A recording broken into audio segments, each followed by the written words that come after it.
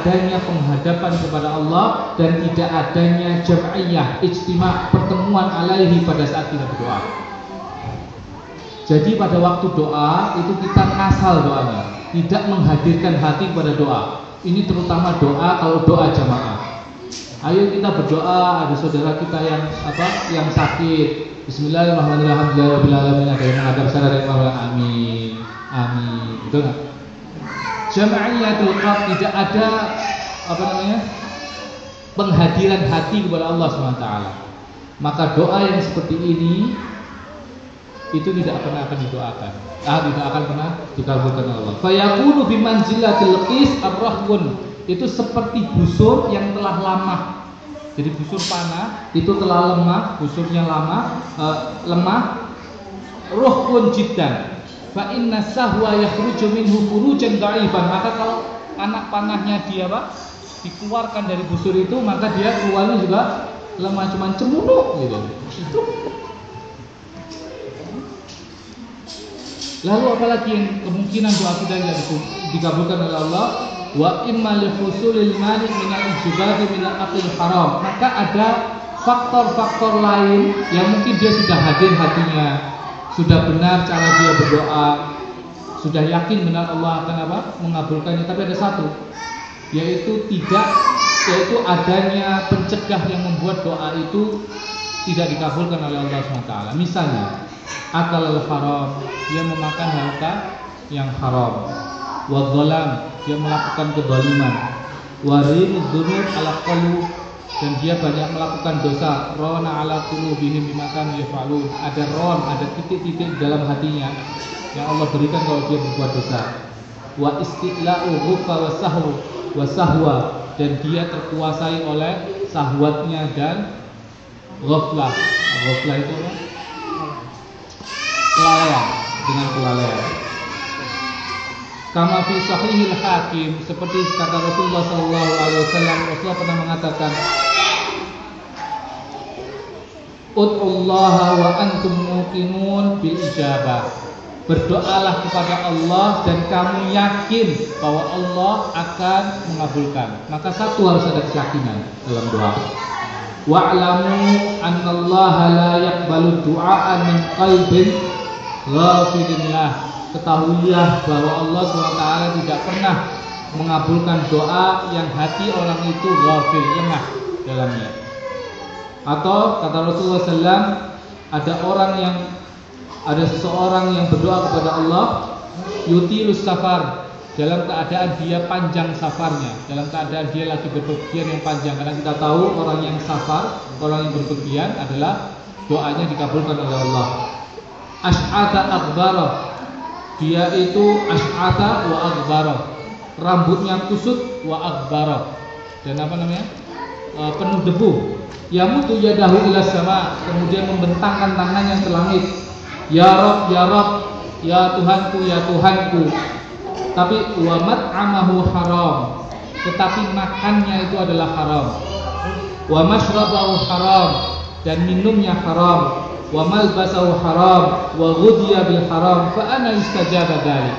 Tetapi makannya haram, pakaiannya haram, dan dia ditumbuhkan, dibesarkan dengan haram. Maka bagaimana doanya akan dikabulkan? Kurang berapa menit? 5 menit. Saya ingin, ini sebenarnya untuk saya sendiri, bagaimana kita seharusnya berdoa. Itu adalah seperti yang dilakukan oleh Nabi Zakaria. Nabi Zakaria ini diabadikan oleh Allah sebenarnya sangat banyak. Nanti beliau mengatakan, nanti kalau ada waktu lagi saya diundang oleh Madaniyah, kita lanjutkan dengan kitab ini. Dzikru rahmati rabbika 'abdahu Zakaria idh nadahu rabbahu nidaan khafiyya qala rabbi inni wahana al-'azmu minni washta'ala ra'su shayba wa lam akun bi du'aika rabbi syaqiyya. Coba kita lihat Nabi Zakaria kalau berdoa.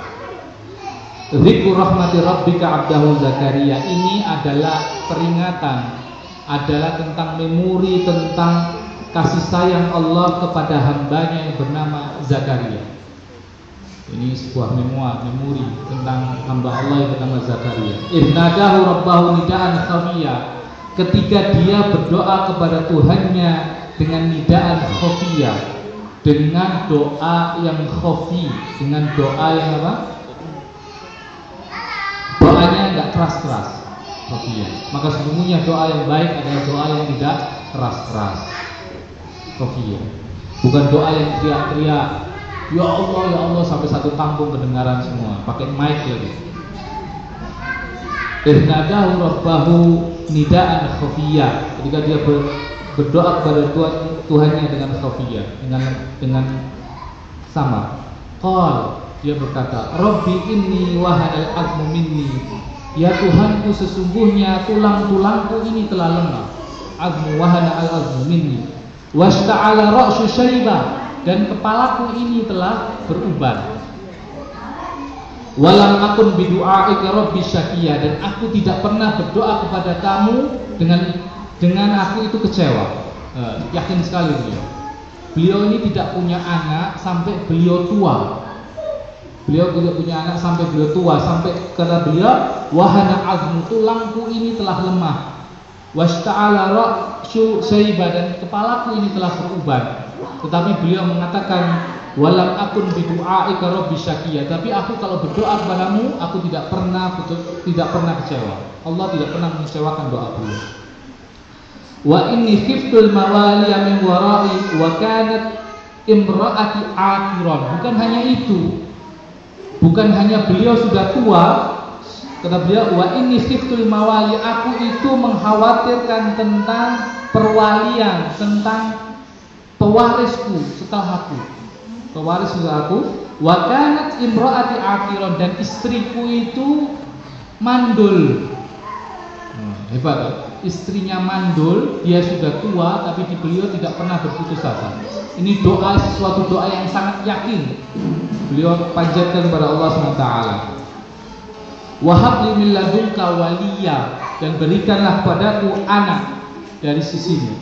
Yarithuni wa yarithu min ali Yaqub, dan yang akan mewarisi aku dan mewarisi keluarga Yakub. Waj'alhu rabbi radiyya, dan jadikanlah dia anakku itu nanti engkau ridhai. Ini adalah doa yang penuh keyakinan dari seorang nabi. Karena itu kalau berdoa satu yakin sekali. Bahkan kita itu kalau berdoa, kata para ulama, doa itu kita harus menganggap tidak ada satupun yang bisa memenuhi doa itu kecuali Allah SWT. Seperti ini. Inilah doa yang akan dikabulkan oleh Allah SWT. Walaupun masih panjang, beliau syarat-syarat doa tidak boleh istijal, tidak boleh cepat-cepat, kemudian tidak boleh mengatakan saya sudah berdoa berkali-kali tetapi tidak dikabulkan oleh Allah SWT, dan seterusnya. Banyak hikmah yang akan beliau sampaikan dalam sebuah kitab kecil ini. Ini mungkin yang bisa saya sampaikan. Wallahu a'lam bishawab. Assalamualaikum warahmatullahi wabarakatuh. Assalamualaikum warahmatullahi wabarakatuh. Alhamdulillah, menarik sekali dari materi yang telah dipaparkan oleh Ustaz. Kalau boleh merangkum, mungkin saya akan berikan rangkumannya mungkin buat kawan-kawan atau bapak ibu semua.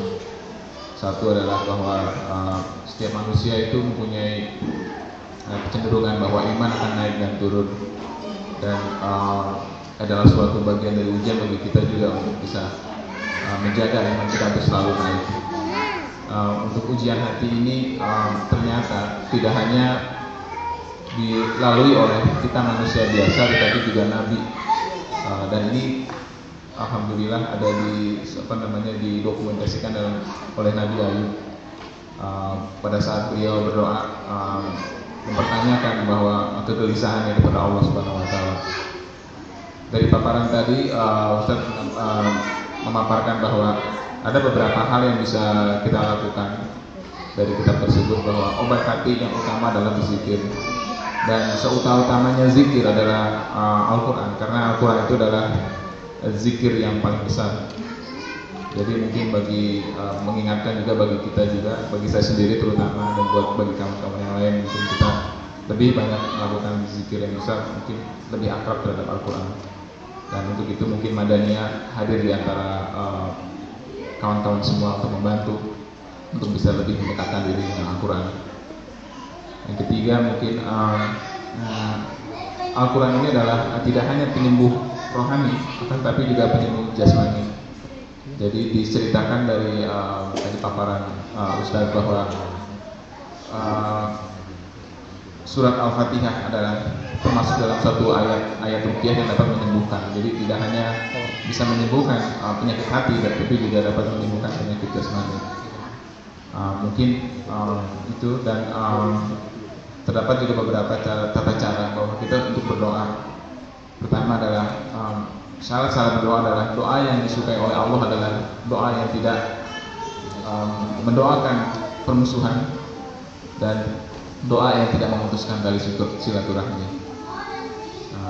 Salah satu pula yang perlu diingat dari kita dalam berdoa adalah bahwa kita harus kembali melihat diri kita sendiri, bahwa sudahkah kita menghadirkan hati kita dalam berdoa kepada Allah? Sudahkah kita yakin bahwa doa yang akan kita panjatkan itu bahwa kita menaruh semua harapan kita hanya kepada Allah, tidak kepada yang lain.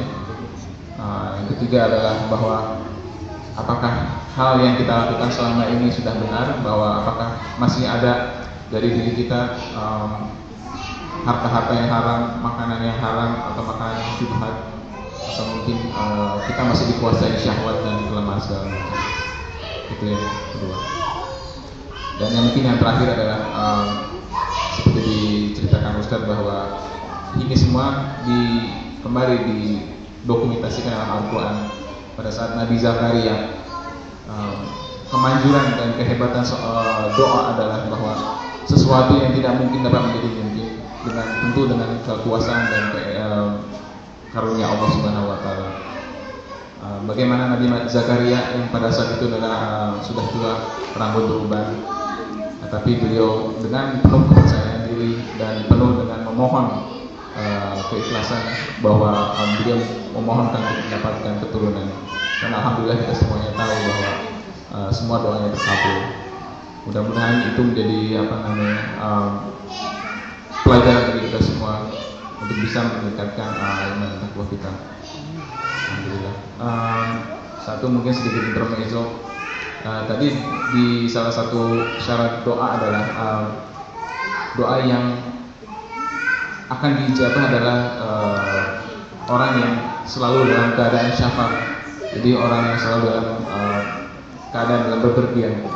Mungkin kalau di antara kawan-kawan kita di sini yang qualified untuk syarat tadi mungkin hanya Pak Ari Ramain ya, karena kan sering berdoa kayak berpergian, jadi mungkin Pak Ari bisa mendoakan kita semua. Oh, bisa di SMS katanya. Kira-kira itu. Alhamdulillah. Kita masih punya waktu 15 menit. Mungkin dari kawan-kawan semua, bapak-bapak atau dari ibu-ibu ada pertanyaan, mungkin kita bisa tampil. Untuk saat pertama ini kita bagi 3 pertanyaan dulu. Silakan, mungkin insya Allah Ustaz bisa menjawab semua pertanyaannya. Silakan mungkin.